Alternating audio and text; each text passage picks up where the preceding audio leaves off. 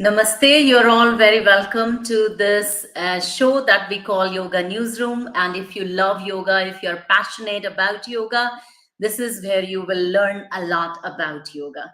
So, in today's episode, we have none other than Paula Mitten talking about anatomy and physiology of yoga asanas. So, let's welcome Paula.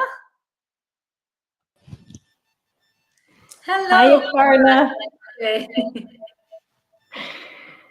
And we have our Slim Jim here. I I haven't had Jim out in a long time, but he's missing an arm on the other side. Oh, But it's good for looking at the shoulder socket. Yeah. So yeah, today I'm here with my skeleton, Slim Jim.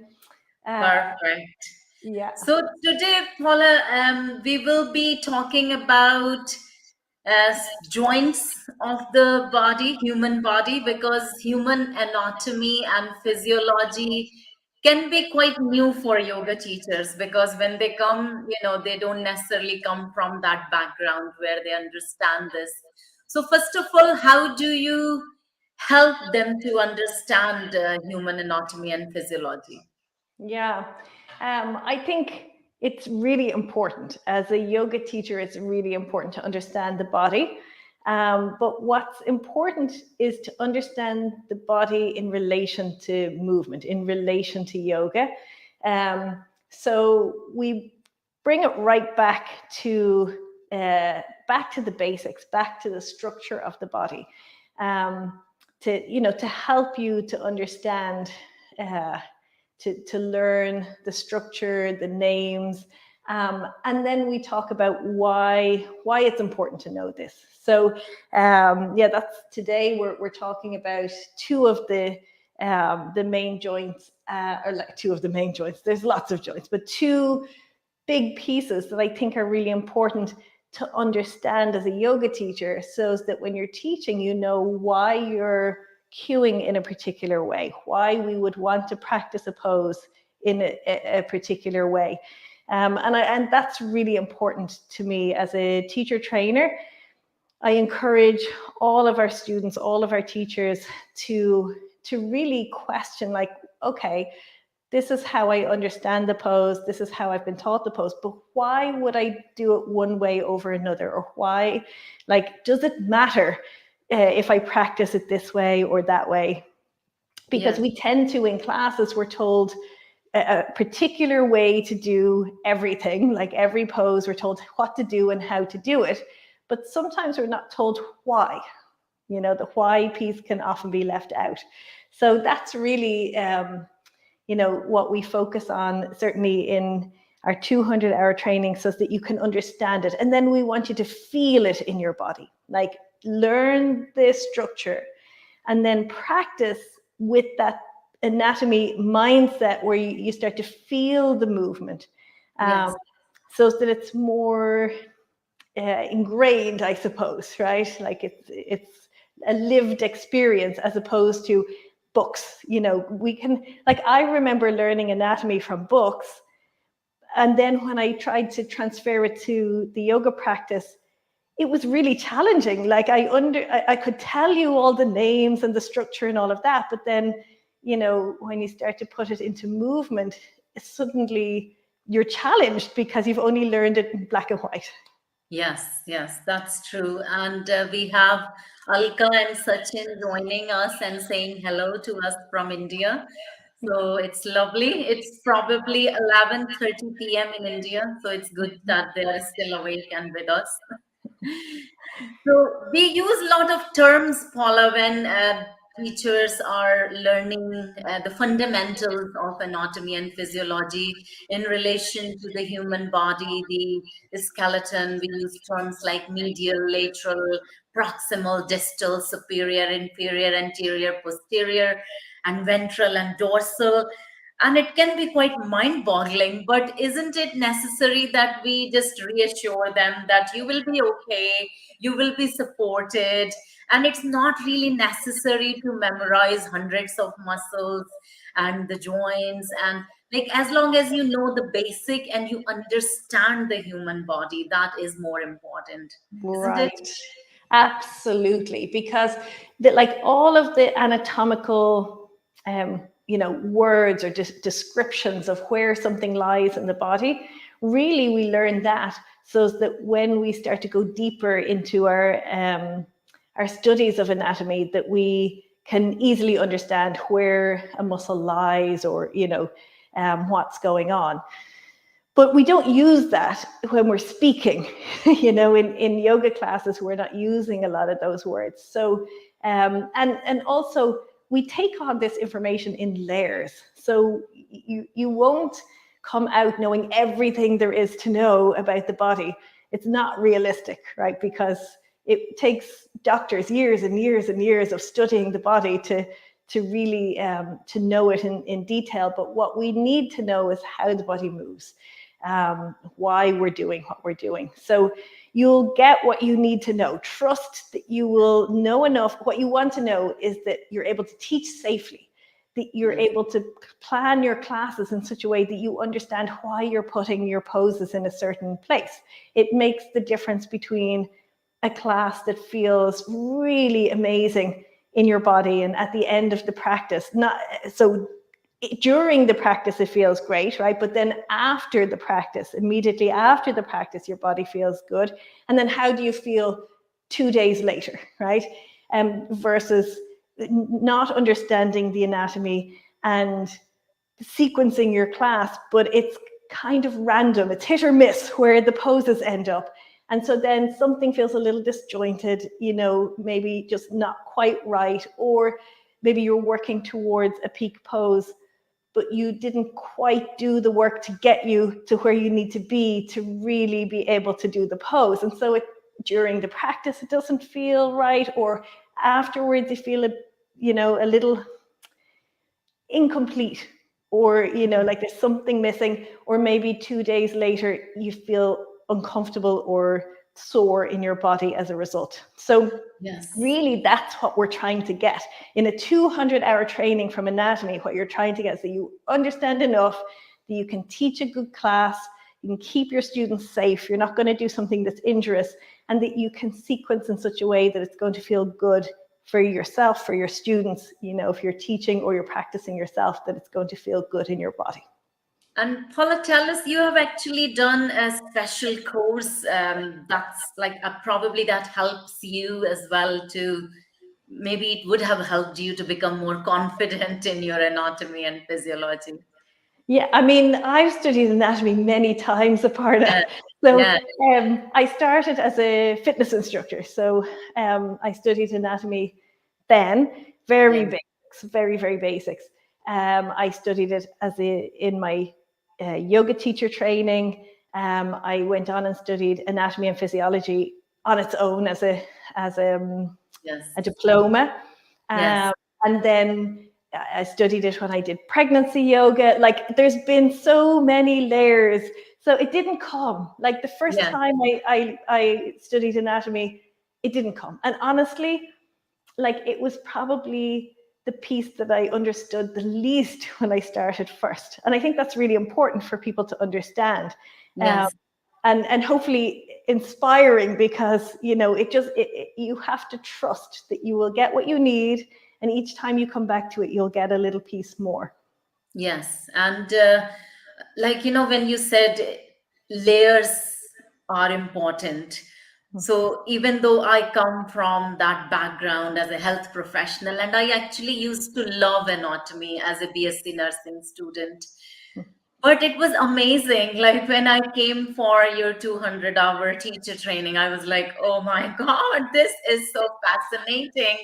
And the book and the amount of information, it was not easy, even coming from that background. But as you say, I learned the basic and I knew that I have what it needed, but it probably will take a very long time to get to understand the application of anatomy in yoga asanas. Yes, yeah. And I think when you're studying it and you're exploring it in your body, that's when it really starts to land. It's not all about the reading and the study, but it's, you know, it's the practice and being in that mindset of what's happening, feeling the movement, you know, combining the two together. Absolutely. Yes. And tell us a little bit about the joints, if Mr. Jim, Slim Jim will allow. Yeah, so we've lots of different, I mean, so many joints in the body. Joint is where two or more bones come together, right? And we can move because of the joints, right? But I'm going to talk to you about the ball and socket joint. Okay, so the ball and socket joint we have in the shoulder and we have in the hip. Both the same type of joints. So we have different types of joints in the body, but ball and socket we have in the shoulder and in the hip here. And I know hopefully you can see it reasonably clearly, but it's like the head of the humerus is like the ball, and then the socket here where it sits into the shoulder blade, right? So we've got the clavicle, so that your collarbone coming here and meeting the scapula, the shoulder blade here, and then the head of the humerus is sitting into that socket, right? It's the same. I'm going to move, actually, we'll do this side because his arm is missing on this side. So here we've got the thigh bone, your femur, and the head of the femur here is the ball. And then right in here in the hip, you've got the socket, okay? And the head of the femur, this is kind of stuck. It's difficult when you're working with things that are bolted together. It's a little different to the real human body, but the head sits into that socket, okay? Yes.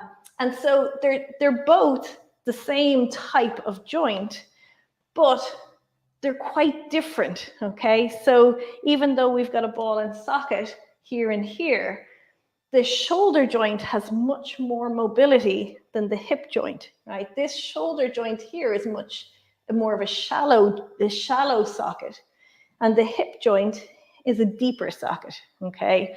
And so, so we can do different things, right, with the two different joints, right? So let's talk about the shoulder joint. So with this shoulder joint, we have a lot of mobility. If you can imagine, you know, what we should be able to do with the shoulder. A lot of us have patterns and holding in the shoulders because we're not moving them the way that we could do. We've kind of gotten into patterns of sitting with a rounded back, typing, driving, all that stuff, right?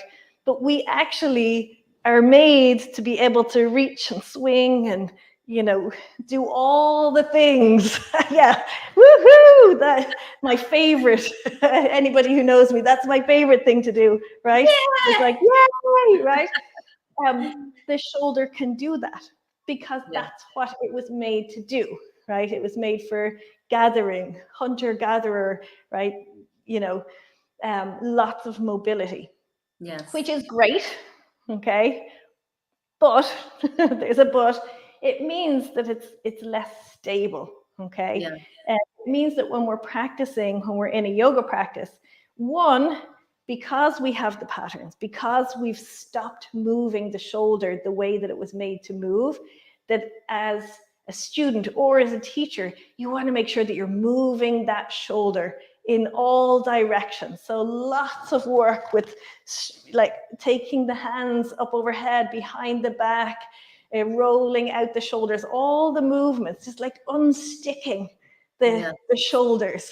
Yeah. And it feels so good. You know, if you've been sitting at the desk, which I know, Aparna, you spend, you know, many hours sitting at the desk, but like everything feels tight in the shoulders and the top of the back. And we'll do it. We actually, without even thinking about it, subconsciously we'll notice, and we might sit back and like, roll out or stretch to release into the shoulders. So we want to make sure that, like, when we're practicing yoga or when we're planning classes to teach yoga, that we warm up and move that shoulder joint. When you move the joint, we're lubricating the joint, right? So without going into too much detail in this live, the joints shoulder joint, it's a synovial joint, right? It's got Yes. synovial tissue, which releases the fluid, the synovial fluid, Yes. into the joint. And the purpose of that is to lubricate it, right? For easier movement. Yes. So you want to get that going before you start to do the bigger things that require more from the shoulders. So if you're going to do, how many down dogs do you do in a practice, or how many chaturangas if you're in a vinyasa class or an ashtanga class, and you're asking a lot of the shoulders. If you're doing ashtanga, there's all sorts of binding, and we ask, or reverse prayer, where you're taking the hands behind the back. We're asking all of this movement of the shoulder joint. So you want to lubricate it, you want to move it and warm it. And so when you're moving the joint, you're not just lubricating the joint, but on top, you've got your connective tissue and your muscles. And so by moving the joint, you're also warming up the muscles, starting to get the tissues moving, right? Which is preparing you for later on in your practice. So we want to think about that. We also want to think about stability in the shoulder joint, right? We've got to be aware that because there's so much movement, it can be easy to injure the shoulder joint, not just in yoga, in all sorts of other areas. So you often hear, I'm sure you hear this a lot in your line of work, shoulder cuff, the rotator cuff injuries. So, it doesn't really matter what background you come from, if you're into any sport, even if you're not, if you don't move, you often hear of people with rotator cuff injuries. So, I will just stop you for a second, Paula. There is someone here who knows Jim. Elaine. Hi, Elaine. Yeah, I know. Jim used to be in the studio with us. Yeah. When we were in live in person in the studio. Poor old Jim he's been through the wars. He's got all sorts of surgery done to keep him together. So really we need to think about like stabilizing the shoulder joint and building strength around the shoulder joint, because the ligaments, they're thin, they're not as strong or as layered as in the hip, because we have that range of motion and we need that in the shoulders. But then we ask a lot of the shoulders in the yoga practice. So we want to build strength so that we can, the muscles then like plug the shoulder into the shoulder socket. And we also want to be cautious, or aware when we're practicing, that we're not forcing, we're not pulling or forcing in the shoulder joint. It's about finding a place in the practice that feels right, where you're not, what I talk about is moving from the center, from your axial skeleton. The axial skeleton is the center line of the skeleton. And then, so we rotate from the torso, from the spine, from the rib cage. And then we open out the arms or the legs. The extremities are the after piece, right? Rather than trying to force a pose by pulling with the arm, right? Because it makes us feel like we're going further into the pose, but really it's happening right here in the shoulder joint. And then you're stretching ligaments and connective tissue that they're not made to be stretched. Okay, so we're then over time injuring the joint. So we want to think about like how we move in the practice, and if you're a teacher and you assist, how you're assisting. Nothing's ever forceful. We're never pulling in the shoulder, and building strength at the same time, so that we can like literally plug that head of the humerus into the shoulder socket. So yes, so because you are so thoroughly, you are really a teacher who can talk for hours probably, but because we have limited time, so probably 10 more minutes left. But can you quickly tell us how to prevent injury into shoulder joint while practicing yoga asana or teaching yoga asana? Yeah, absolutely. So the first thing I've already said, you want to warm up the shoulders, like get the shoulders moving before you start to practice. 2, The Would that second. be very necessary for a plank? If you're going to do plank, do you should you warm up shoulders first? Yeah, I will warm up the shoulders for anything that's going to be like for any of the practice. If I'm going to be weight bearing, so downward dog, planks, chaturangas, any poses where I'm weight bearing, any poses where you're working on rotation of the arm, any binds, and even where we're extending side angle, triangle. I'm thinking about warming up the shoulder. So really, I'm not going to do a practice without warming up the shoulder.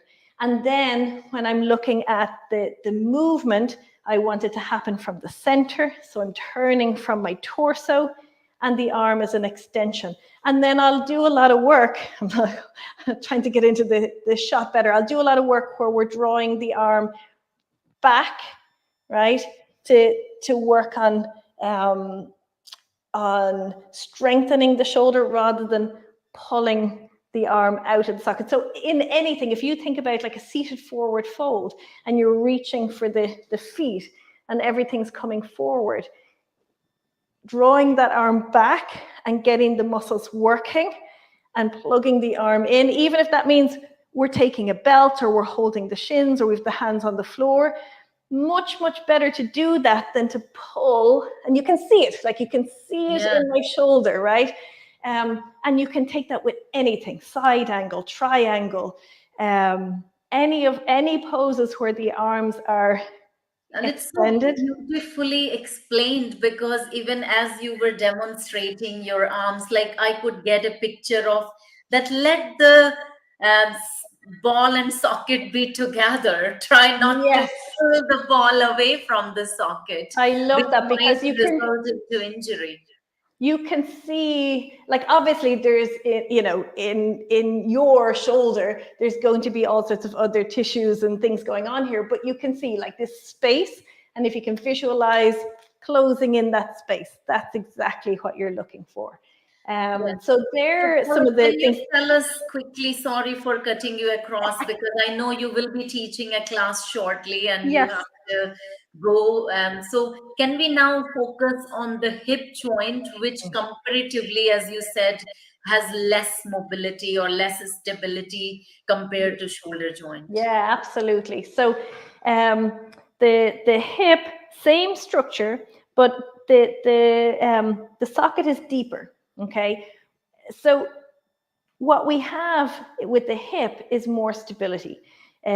We have like thicker layers of ligaments holding the head of the femur into the hip socket, because really the hip is for stability, right? We're walking, we're standing, we're running, but we're weight bearing, and we need stability in the hips. Very different to the arms. You might be doing handstanding every now and again on the hands, but really in real life, the body, you know, if you think about what the body was made to do, we were made to be standing on the legs, hips stable, right? Allowing us to move a lot of the time in that sagittal plane, right? Forwards and backwards, okay? And so the hip socket can internally and externally rotate. We turn the leg out, we can turn the leg in, right? We can move. We have plenty of movement in the hip socket, but nowhere near as much as in the shoulder socket. And so depending on the structure of your joints, some people will have more movement than others. Some people will be natural internal rotators, which means that kneeling will feel more comfortable.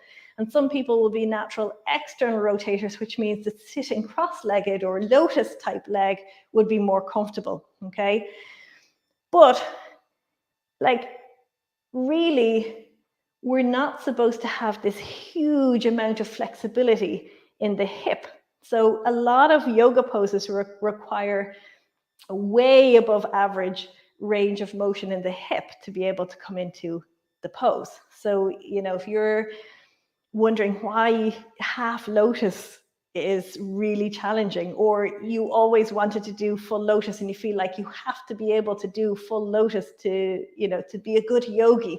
Well, really that's extreme external rotation in the hip joint, and down to the structure of your joint and the fact that really the hip joint is made to be more stable.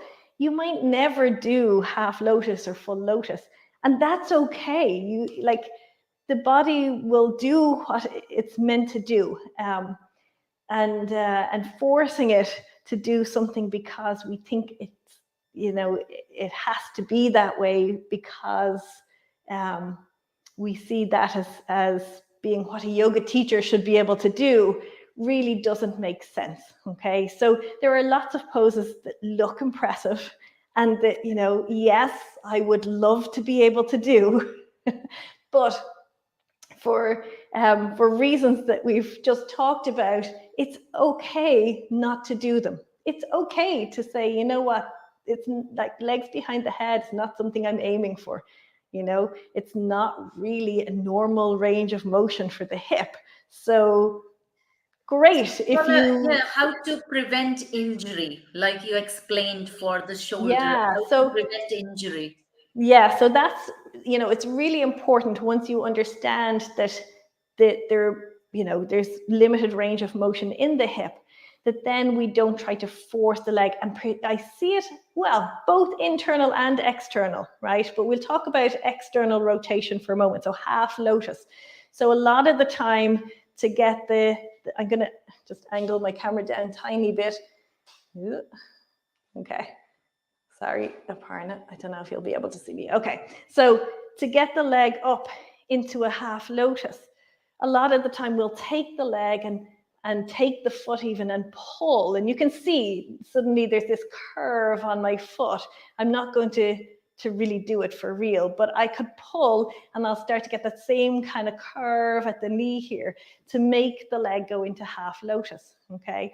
But what you want to do is bend the knee and rotate at the hip, and wherever the leg comes to, that's where you're going. So you might like to have a half lotus that's up at the top of the thigh, but when you rotate and you place the foot, it's just above the knee joint. Or if we're sitting, it might be on the shin, okay? It's the same external rotation, but we're not forcing. And so what that does is you're respecting the amount of movement in the leg, in the hip.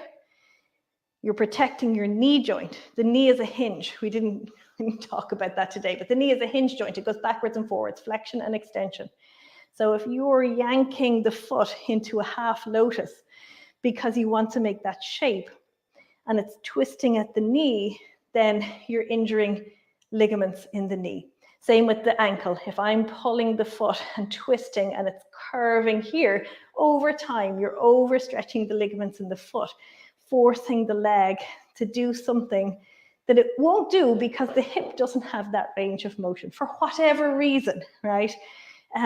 And so really respecting that. Bend the knee first, rotate, place the foot. If we're sitting, if we're down in a seated pose, if there's a gap between your knee and the floor, roll up a blanket or put a couple of blocks, whatever you need to fill the gap between your leg and the floor, and actually prop it out so that your muscles, your bones, your body is held. And so there's no pull on the joints, okay? Because you never want to feel anything in the joint. If you're feeling it in the joint, it's a sign that you've gone too far, right? So anytime you feel something in your joint, find a way to ease back. It doesn't necessarily mean you have to stop, but you might want to take just a variation from where you are. If you're in a seated forward fold, come back up a little, or move the foot lower down a little bit. Whatever it is that means that you can be in the pose, you feel sensation in the muscle, but the knee and the ankle and the hip are not talking to you. They're talking. It starts small, like little niggles. That's the body's way of saying, hold on. If you don't listen to that, it becomes louder.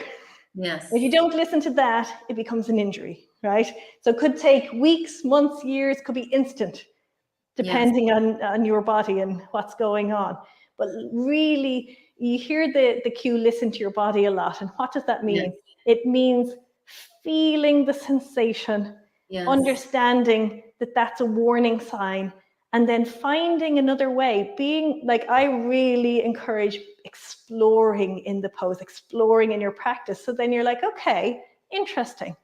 If I'm feeling something in the joint, what would happen if I propped it out? What would happen if I shifted my foot slightly? Like, play with the, don't Yes. feel like it's right or wrong. Get out of the mindset of right or wrong and Yes. play around with what you're feeling in the pose and how you could shift or adapt the pose to suit your body. So experimenting, listening, accepting that this is the limitation. Very, very beautifully explained, Paula, and we can't get enough because there is a lot, and hopefully we will be able to get you and Jim back again for some more anatomy. But tell us what is happening in Durga Yoga Studio at the moment. What's going on? So much happening. We have a 200-hour training starting on Saturday. Wow. It's a 3-month training, and we have an amazing group of students coming together for that. That's our big thing between now and the summer. And then we will have a 300-hour, so advanced training for those who are already trained as yoga teachers and want to deepen their own practice, their knowledge, just taking some time back for themselves. And sort of dive into their studies again. So that will be starting in September of this year. So they're the two big things at the moment. We have a lot coming in terms of 200-hour training going forward, but we're not ready to announce that just yet. I'll tell you about that another time. Thank you so much, and all the best to all the new beautiful yoga lovers who are going to become yoga teachers. So thanks, Paula. And as we say in Bhagavad Gita, the Samatvam Yoga Uchyate, balanced and a stable state of mind is yoga. But that balance and stable state of mind first reflects in your body. So if we understand the human anatomy and physiology, we achieve that balance and stability in our bodies and then in our mind through the practice of yoga. So keep practicing yoga, keep loving yoga, keep spreading the love of yoga, and we will meet again soon. Namaste. Namaste.